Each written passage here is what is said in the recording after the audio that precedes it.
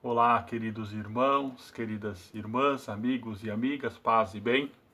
Nós estamos aí nesse comecinho de outono, período de recolhimento da natureza, período em que as folhas caem, as tardes ficam mais com uma coloração mais bonita também.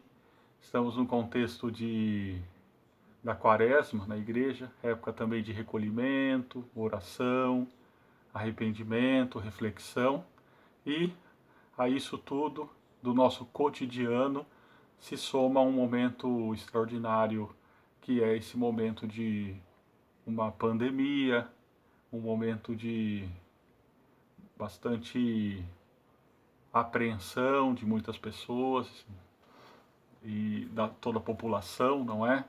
Medida sendo tomada e uma das medidas justamente a quarentena, né? Então é outono, quaresma, quarentena. E eu quero repartir com vocês hoje um texto da Palavra de Deus que eu já compartilhei na nossa comunidade nesse ano, mas que agora, nesse momento que a gente está vivendo, ganhou um novo tom, não é? É o texto que está lá no Evangelho de Lucas, no capítulo de número 4, e que dá o tom também da quaresma.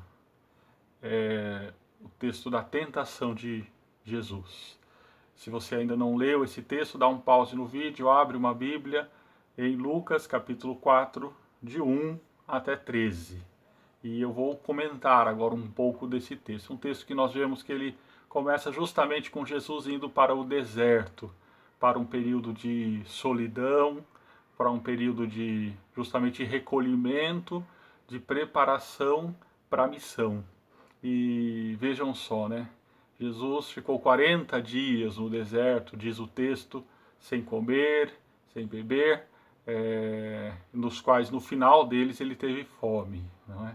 Então, algo semelhante ao que a gente está para viver também, né? Um período de recolhimento, um período de reflexão, mas o que aconteceu nesse período de Jesus no deserto foi justamente também algumas tentações. O Evangelho nos mostra também algumas dessas tentações. E a primeira delas, diz o texto, que é uma tentação na qual o diabo teria dito então assim para Jesus: Ué, transforma, você não está com fome? Transforma essas pedras em pães. E Jesus então responde para ele, segundo Lucas: nem só de pão viverá o homem. Veja só que interessante, meu irmão, minha irmã. A gente viu nesses últimos dias uma corrida para os supermercados, né? Para os atacadistas, enfim, as pessoas correndo para buscar sustento, para buscar comida, para buscar produtos de higiene e, de fato, né, é importante as pessoas e cada um de nós precisamos do alimento, precisamos do pão, precisamos de tudo isso. Mas é curioso como o Evangelho, nesse momento, Jesus também precisava de pão, diz o texto que ele tinha fome, mas a resposta dele é uma resposta que também nos ensina algo importante, é nem só de pão viverá o homem. A gente, nesse período de recolhimento, de cuidados com a saúde, também precisa saber que não basta ter pão, não basta ter comida, não basta ter as coisas materiais à nossa volta, elas são importantes. Há pessoas que vão precisar da nossa ajuda para tê-las, não é? E a gente vai buscar ajudar nesse sentido, vamos nos unir também para isso, mas não é só de pão que a gente vive. A gente precisa de outros alimentos que não são os alimentos do pão. Nesse período você vai precisar também de outros alimentos, né? Jesus, no Evangelho de Mateus, ele diz assim, nem só de pão, mas da palavra que procede da boca de Deus. Então a palavra que vem de Deus, né? A gente precisa disso para enfrentar a solidão, para enfrentar os desafios da vida.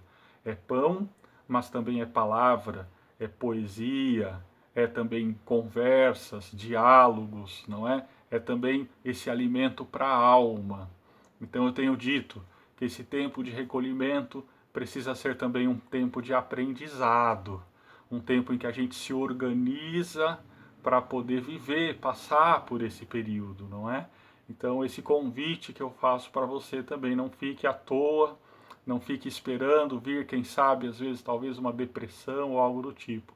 Se organiza, busca, faz a diferença aí, né? Busque o pão, mas também busca aquilo que vai para além do pão, e nós confiamos e acreditamos que isso também é a graça de Deus, o seu amor, a sua justiça, não é? Então, busquemos isso. A segunda tentação, nós vemos que então o diabo diz o seguinte: eu vou te dar toda a autoridade, todo o poder sobre todos os reinos, se você, Jesus, se prostrar a mim e me adorar. Tenho percebido que a questão do poder também é algo importante a refletirmos nesse momento. Veja só, nós, seres humanos, com a tecnologia tão avançada, muitos com tantas riquezas, nesse momento somos colocados em risco, em grande risco, por um vírus, algo minúsculo, tão pequeno, né? Perto da nossa inteligência, da nossa suposta grandeza, o que seria essa coisa microscópica? Esse período que a gente está vivendo é um período para a gente refletir também sobre a nossa necessidade de humildade, ou seja, de percebermos o nosso real tamanho. Nós temos dons, nós temos coisas grandiosas, belas, bonitas, somos também belos, bonitos na nossa diversidade, mas a gente também tem que compreender a nossa pequenez, a nossa fraqueza perante algo que é maior do que nós, né?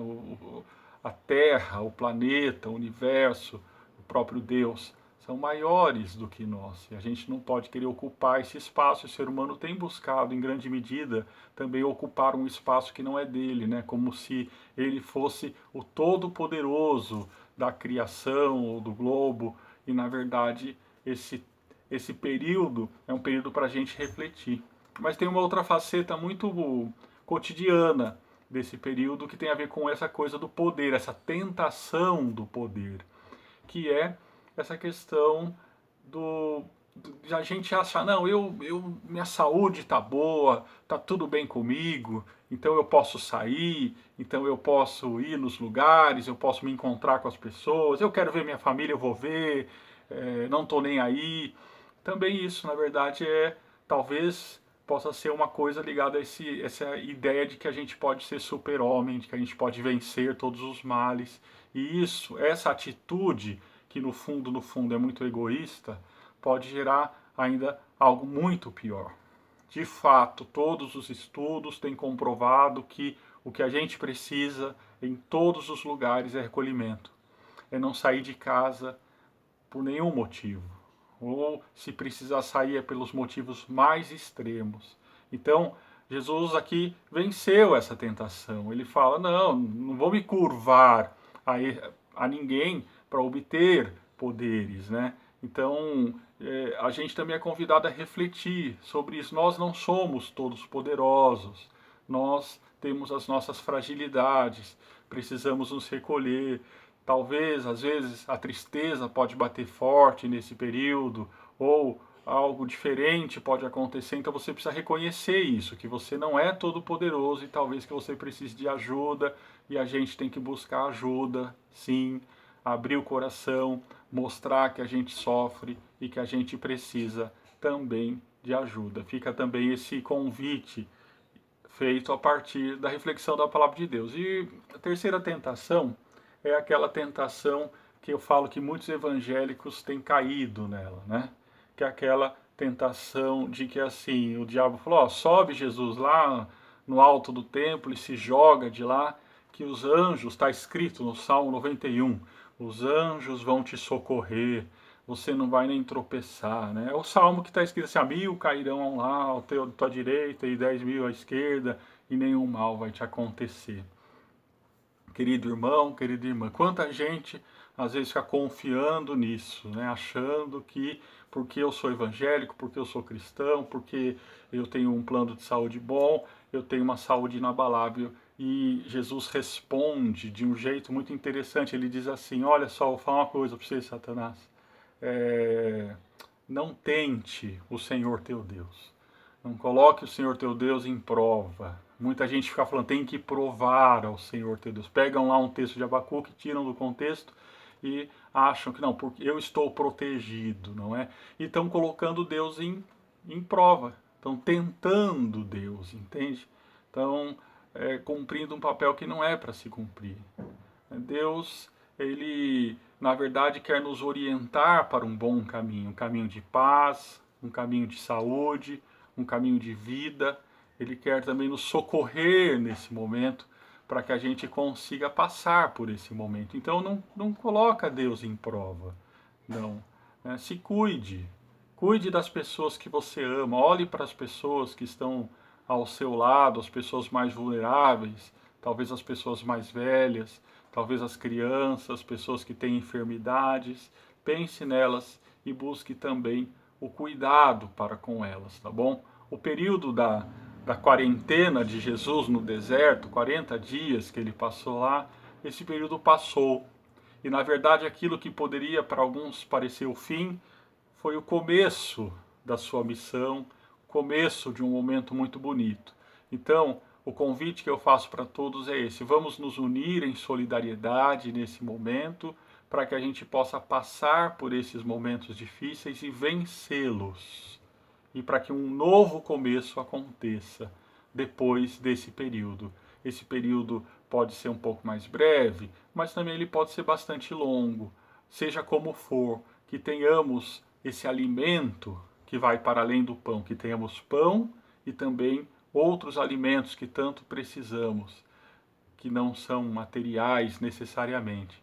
Que tenhamos a consciência da nossa pequenez e que não coloquemos Deus à prova, mas que sigamos com fé, com coragem, com esperança, repartindo da vida e também buscando assim em Deus a saúde e a paz. Que Deus te abençoe, que Deus te fortaleça, precisando, busque essa ajuda. Temos pastores, pastoras, psicólogos, psicólogas, pessoas que podem ajudar, ou muitas vezes é um amigo, uma amiga, ou às vezes reencontrar no esposo, na esposa, no filho, na filha, na mãe, no pai, um amigo, uma amiga. Vamos valorizar esse período também. Que Deus te abençoe, muita paz e muito bem, meu irmão e minha irmã, meu amigo e minha amiga. Uma excelente semana para você.